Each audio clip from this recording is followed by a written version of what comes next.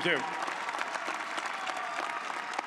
Well, thank you, President Powers, Provost Fenves, deans, members of the faculty, family and friends, and most importantly, the class of 2014. It is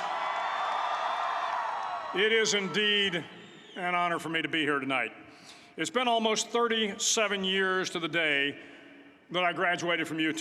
I remember a lot of things about that day. I remember I had a throbbing headache from a party the night before.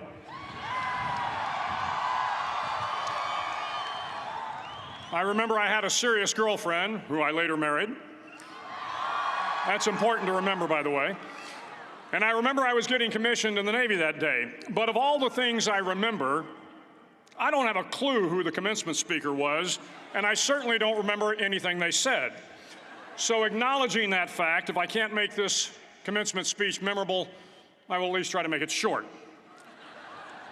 So the university's slogan is, "What starts here changes the world." Well, I've got to admit, I kind of like it. What starts here changes the world. Tonight, there are almost 8,000 students, or there are more than 8,000 students, graduated from UT.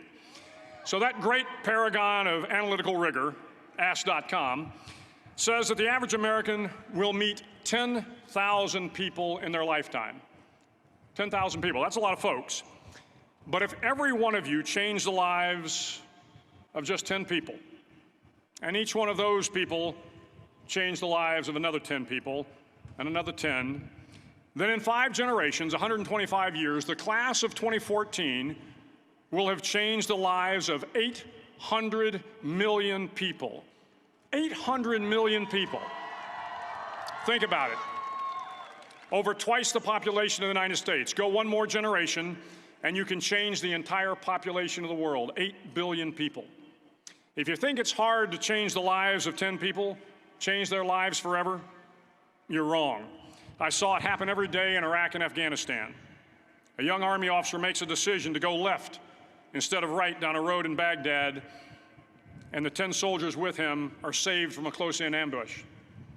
In Kandahar province, Afghanistan, a non-commissioned officer from the female engagement team senses that something isn't right and directs the infantry platoon away from a 500-pound IED, saving the lives of a dozen soldiers. But if you think about it, not only were those soldiers saved by the decisions of one person, but their children were saved, and their children's children. Generations were saved by one decision, one person. But changing the world can happen anywhere, and anyone can do it. So what starts here can indeed change the world. But the question is, what will the world look like after you change it? Well, I'm confident that it will look much, much better. But if you'll humor this old sailor for just a moment, I have a few suggestions that may help you on your way to a better world. And while these lessons were learned during my time in the military, I can assure you that it matters not whether you ever served a day in uniform. It matters not your gender, your ethnic or religious background, your orientation, or your social status. Our struggles in this world are similar, and the lessons to overcome those struggles and to move forward, changing ourselves and changing the world around us, will apply equally to all. I've been a Navy SEAL for 36 years, but it all began when I left UT for basic SEAL training in Coronado, California. Basic SEAL training is 6 months of long, torturous runs in the soft sand, midnight swims in the cold water off San Diego, obstacle courses, unending calisthenics, days without sleep, and always being cold, wet, and miserable. It is 6 months of being constantly harassed by professionally trained warriors who seek to find the weak of mind and body and eliminate them from ever becoming a Navy SEAL. But the training also seeks to find those students who can lead in an environment of constant stress, chaos, failure, and hardships.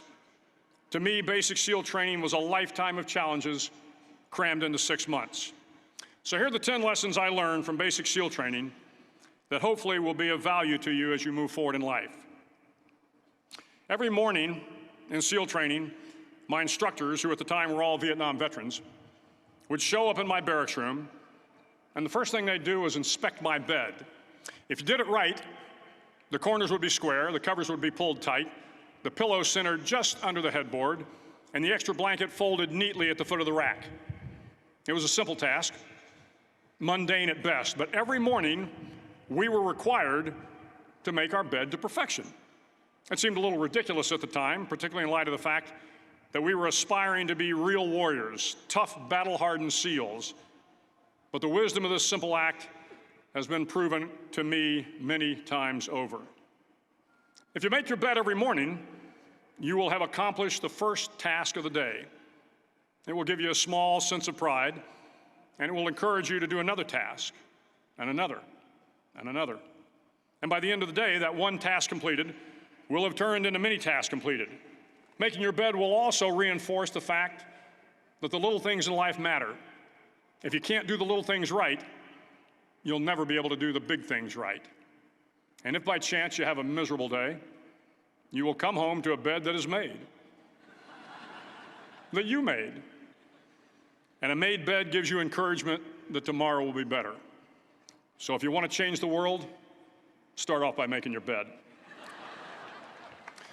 During SEAL training, the students are all broken down into boat crews.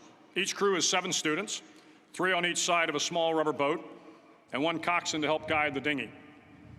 Every day, your boat crew forms up on the beach and is instructed to get through the surf zone and paddle several miles down the coast. In the winter, the surf off San Diego can get to be 8 to 10 feet high, and it is exceedingly difficult to paddle through the plunging surf unless everyone digs in. Every paddle must be synchronized to the stroke count of the coxswain. Everyone must exert equal effort, or the boat will turn against the wave and be unceremoniously dumped back on the beach. For the boat to make it to its destination, everyone must paddle. You can't change the world alone. You will need some help. And to truly get from your starting point to your destination takes friends, colleagues, the goodwill of strangers, and a strong coxswain to guide you. If you want to change the world, find someone to help you paddle. Over a few weeks of difficult training, my SEAL class, which started with 150 men, was down to just 42. There were now 6 boat crews of 7 men each. I was in the boat with the tall guys, but the best boat crew we had was made up of the little guys, the Munchkin crew, we called them. No one was over 5'5". The Munchkin boat crew had 1 American Indian, 1 African American, 1 Polish American, 1 Greek American, 1 Italian American, and 2 tough kids from the Midwest. They out-paddled, outran, and outswam all the other boat crews. The big men in the other boat crews would always make good-natured fun of the tiny little flippers the Munchkins put on their tiny little feet prior to every swim. But somehow these little guys from every corner of the nation and the world always had the last laugh, swimming faster than everyone and reaching the shore long before the rest of us. SEAL training was a great equalizer. Nothing mattered but your will to succeed, not your color, not your ethnic background, not your education, not your social status. If you want to change the world, measure a person by the size of their heart, not by the size of their flippers. Several times a week, the instructors would line up the class and do a uniform inspection. It was exceptionally thorough. Your hat had to be perfectly starched, your uniform immaculately pressed, your belt buckle shiny and void of any smudges. But it seemed that no matter how much effort you put into starching your hat or pressing your uniform or polishing your belt buckle, it just wasn't good enough. The instructors would find something wrong. For failing the uniform inspection, the student had to run, fully clothed, into the surf zone, then wet from head to toe, roll around on the beach until every part of your body was covered with sand. The effect was known as a sugar cookie. You stayed in the uniform the rest of the day, cold, wet, and sandy. There were many a student who just couldn't accept the fact that all their efforts were in vain, that no matter how hard they tried to get the uniform right, it went unappreciated. Those students didn't make it through training. Those students didn't understand the purpose of the drill. You were never going to succeed. You were never going to have a perfect uniform. The instructors weren't going to allow it. Sometimes, no matter how well you prepare or how well you perform, you still end up as a sugar cookie. It's just the way life is sometimes. If you want to change the world, Get over being a sugar cookie and keep moving forward. Every day during training, you were challenged with multiple physical events: long runs, long swims, obstacle courses, hours of calisthenics, something designed to test your mettle. Every event had standards, times you had to meet. If you failed to meet those times, those standards, your name was posted on a list, and at the end of the day, those on the list were invited to a circus. A circus was 2 hours of additional calisthenics, designed to wear you down, to break your spirit, to force you to quit. No one wanted a circus. A circus meant that for that day, you didn't measure up. A circus meant more fatigue, and more fatigue meant that the following day would be more difficult, and more circuses were likely. But at some time during SEAL training, everyone made the circus list. But an interesting thing happened to those who were constantly on the list. Over time, those students who did 2 hours of extra calisthenics got stronger and stronger. The pain of the circuses built inner strength and physical resiliency. Life is filled with circuses. You will fail. You will likely fail often. It will be painful. It will be discouraging. At times, it will test you to your very core. But if you want to change the world, don't be afraid of the circuses. At least twice a week, the trainees were required to run the obstacle course. The obstacle course contained 25 obstacles, including a 10-foot wall, a 30-foot cargo net, a barbed wire crawl, to name a few. But the most challenging obstacle was the slide for life. It had a 3-level, 30-foot tower at one end and a 1-level tower at the other. In between was a 200-foot-long rope. You had to climb the 3-tiered tower, and once at the top, you grabbed the rope, swung underneath the rope, and pulled yourself hand over hand until you got to the other end. The record for the obstacle course had stood for years when my class began in 1977. The record seemed unbeatable until one day a student decided to go down the slide for life head first. Instead of swinging his body underneath the rope and inching his way down, he bravely mounted the top of the rope and thrust himself forward. It was a dangerous move, seemingly foolish and fraught with risk. Failure could mean injury and being dropped from the course. Without hesitation, the student slid down the rope perilously fast. Instead of several minutes, it only took him half that time. And by the end of the course, he had broken the record. If you want to change the world, sometimes you have to slide down the obstacles head first. During the land warfare phase of training, the students are flown out to San Clemente Island, which lies off the coast of San Diego. The waters off San Clemente are a breeding ground for the great white sharks. To pass SEAL training, there are a series of long swims that must be completed. One is the night swim. Before the swim, the instructors joyfully brief the students on all the species of sharks that inhabit the waters off San Clemente. They assure you, however, that no student has ever been eaten by a shark, at least not that they can remember. But you are also taught that if a shark begins to circle your position, stand your ground. Do not swim away. Do not act afraid. And if the shark, hungry for a midnight snack, darts towards you, then summons up all your strength and punch him in the snout, and he will turn and swim away. There are a lot of sharks in the world. If you hope to complete the swim, you will have to deal with them. So if you want to change the world, don't back down from the sharks. As Navy SEALs, one of our jobs is to conduct underwater attacks against enemy shipping. We practice this technique extensively during training. The ship attack mission is where a pair of SEAL divers is dropped off outside an enemy harbor and then swims well over 2 miles underwater, using nothing but a depth gauge and a compass to get to the target. During the entire swim, even well below the surface, there is some light that comes through. It is comforting to know that there is open water above you. But as you approach the ship, which is tied to a pier, the light begins to fade. The steel structure of the ship blocks the moonlight. It blocks the surrounding street lamps. It blocks all ambient light. To be successful in your mission, you have to swim under the ship and find the keel, the center line, and the deepest part of the ship. This is your objective. But the keel is also the darkest part of the ship. where you cannot see your hand in front of your face, where the noise from the ship's machinery is deafening, and where it gets to be easily disoriented, and you can fail. Every SEAL knows that under the keel, at that darkest moment of the mission, is a time when you need to be calm, when you must be calm, when you must be composed, when all your tactical skills, your physical power, and your inner strength must be brought to bear. If you want to change the world, you must be your very best in the darkest moments. The 9th week of training is referred to as Hell Week. It is 6 days of no sleep, constant physical and mental harassment, and one special day at the Mud Flats.